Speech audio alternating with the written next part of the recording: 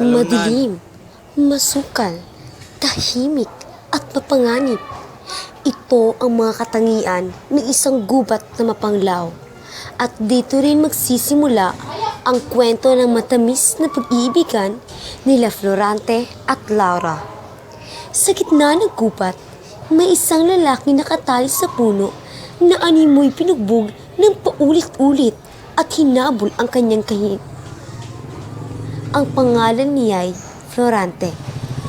Habang nakatali sa puno, sinabi niya ang kanyang mga nakaraan at isa na rito ang Albania, isang kaharian na kung saan siya ay isinilang na ngayon nanganganib. O, Merida, o tadhana, kay lupit mo, kinuha mo ang minamahal ko. O ano yung tinig na aking naririnig? Tinig na isang naghihinagpis na tao. Sino kaya siya? Maawa-awang tao, ang lahat ng kanyang buhay, natapos kung siya'y pinaghirapan at pinagsaksilan. Tadhana'y masakit. Problema ko'y napakahirap lutasin. Dahil sa aking sinsang inagaw, kailangan ko na magmadali, kundi hindi ko na maaabutan ng taong yun. Habang tumatakbo ay hinawi niya ang mga sagabal sa pamamagitan ng kanyang kalis. Na makita niya ang nakagapos ay napansin niya na may nakapalibot dito ng dalawang leyon. Siya ay naghanda at nilusob ang mga leyon. Pagkatapos niyang mapatay ang dalawang leyon, ay pinakawalan niya si Florante.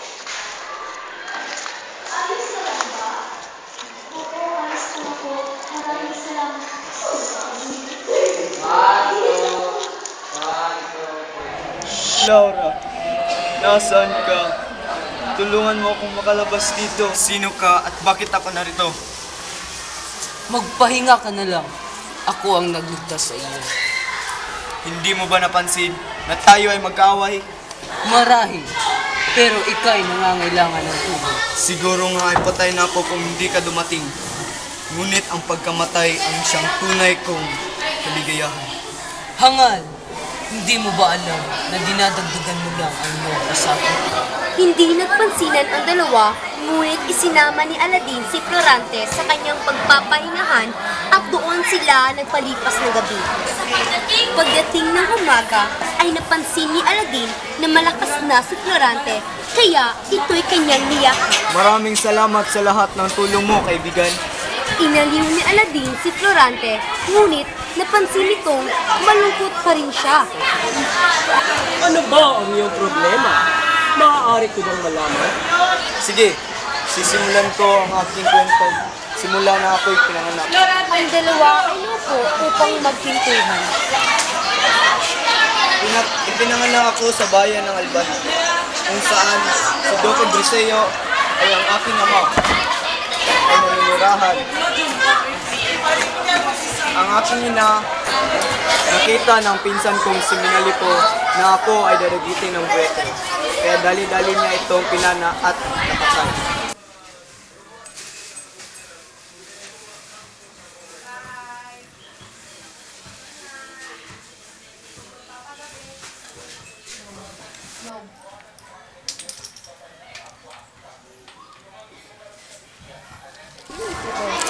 Bakit kailangan pa niyang umalis?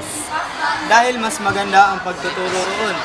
Kung hindi siya mag-aaral, ano ang kanyang magiging kinabukasan? Sino ang mag-aaruga sa kanya roon? Aalagaan siya ng kanyang mga burot kaibigan roon. Sa pagdating ni Florante sa Atenas,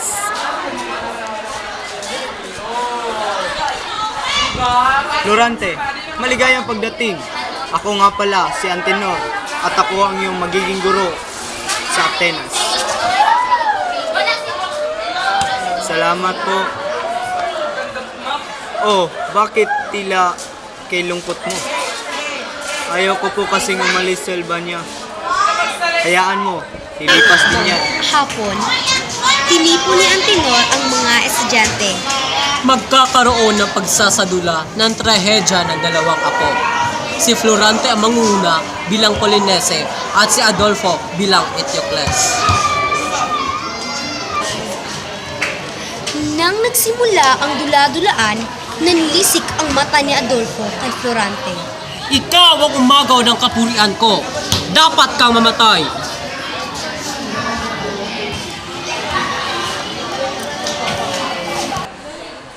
Adolfo, itigil mo ang iyong kahibangan. Natapos ang pagdiriwang at di na nakita si Adolfo. Makalipas pa ang isang taon, isang sulat ang dumating para kay Florante. Walang galang na po, Florante. Ito po ang sulat galing sa iyong ina. Hindi! Mahal na ina, bakit mo ako iniwan? Di man lang tayo nagkita sa matagal na panahon. Hindi! Hindi ka maaaring mamatay. Maestro, paalam na po. Florante, tandaan mo, palaging mag-iingat kay Adolfo. Salamat po sa lahat. Tatandaan ko po ang iyong bilin. Mag-iingat ka, Florante. Kapag kailangan mo ng tulong, ay nandito lang kami. Ninandro, sumama ka kay Florante sa Albania. Salamat po. Pagdating ni Florante sa Albania, nilapitan niya ang kanyang ama at hinalikan ang kamay nito. O aking ama, o bunso, Biglang may dumating na isang mensahero. magandang araw po. Humihingi ng tulong ang Crotona sa inyo dahil nanganganib po na masakop ng General Osman. Kinabukasan, Handa ka na ba? Malayo ang iyong lalakbayin. Handa na po ako, aking ama. Karangalan ko po ang maglingkod sa inyo, Haring Linceo. Mabuti kung ganon. Mag-iingat ka. Salamat po.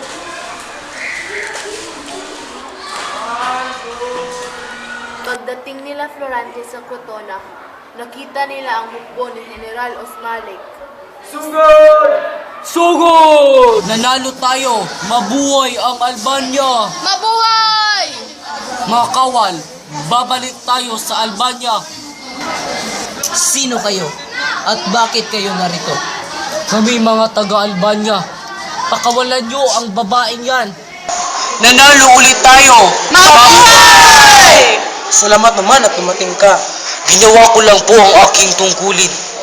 Matapos noon ay bumalik na ang lahat sa Albania. Florante, pasensya ka na, ngunit ipapadala ulit kita sa Itolia para lumaban sa mga Turko. Mag-ingat ka. Pupunta po kami kaagad. Makalipas ang ilang araw ng paglalakbay. Kapag nakita niyo na sila, ay sugurin niyo ko agad. Sugod! Makalipas ang ilang araw.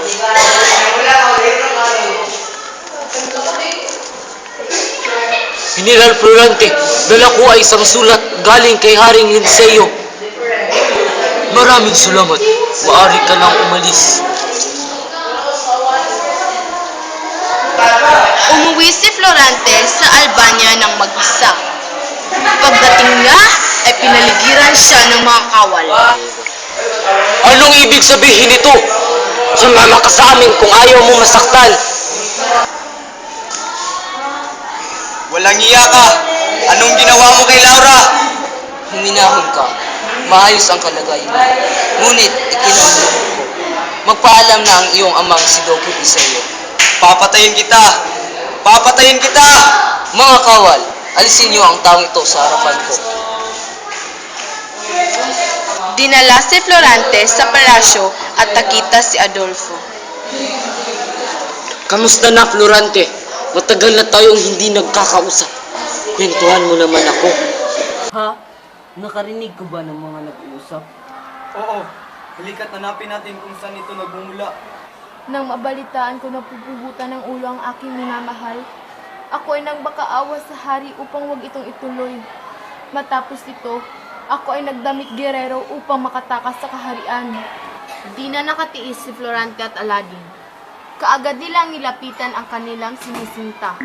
Wari bang sabik sa pagmamahal ng isa't isa. Oh Laura, aking mahal. Kaya tagal nating hindi nakita. When your legs don't work like they used to before, Oh, Aladdin! and I can't sweep you off of your feet. Hayaan mo ikwento ko. Will your mouth still remember the taste of my love? Nang ikaw ay mawala. Will your eyes still smile from your cheek? Madalas akong pagtangkaan. Darling, I Hindi will pa dito. be loving you Lang niya ang aking till amahan. we're 70. Na si Doc Preseo. And baby, my Kapag kay Laura, heart nakakita could ko still na fall less. nalantangan siya ni Adolfo. Heart at 23. At pinana ko sa dibdib ang walang awang I'm kapal. thinking about how people fall in love in mysterious ways. Maybe just the touch of a hand.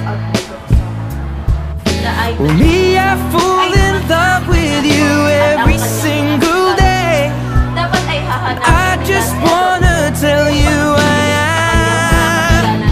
So honey, now matapos ang sandaling pag-uusap, take me into your loving arms. masaya ang mga tao na nakita silang maayos na Kiss me under the light of a thousand stars. Florante at Laura at maging Place your head on my beating matapos heart. sila kapwa magpabinyag.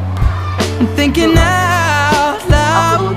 Maybe we found love right where we are. Kailangan ko siyang When my hair's all but gone and my memory fades, siya ay and the crowds don't remember my name. kaya matatagalan bago tayo When my hands don't play the strings the same way, paano I know you will still love me the same. Haring Preseo at Duque 'Cause honey, you're ay pinalitan so sila ni Florante. could never grow Sa kanyang paghahari, old, it's evergreen. tagian ng kaharian.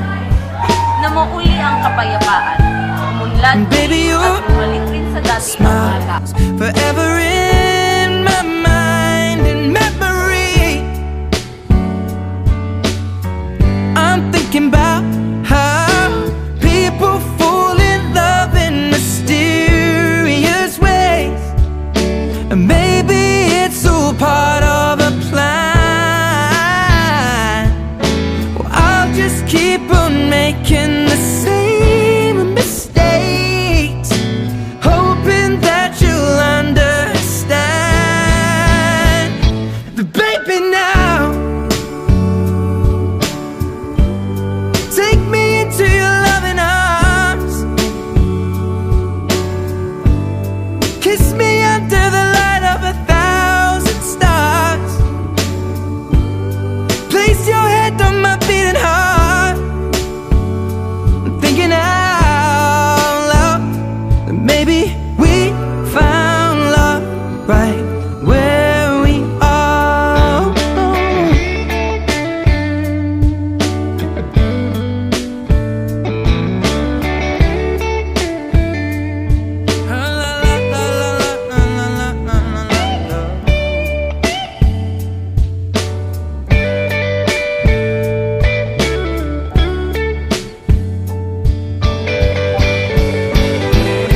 So baby, now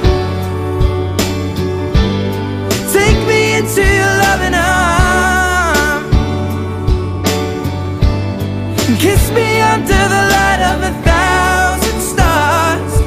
Oh darling, place your head on my beating heart. I'm thinking out loud that maybe we found love right where we are. Or maybe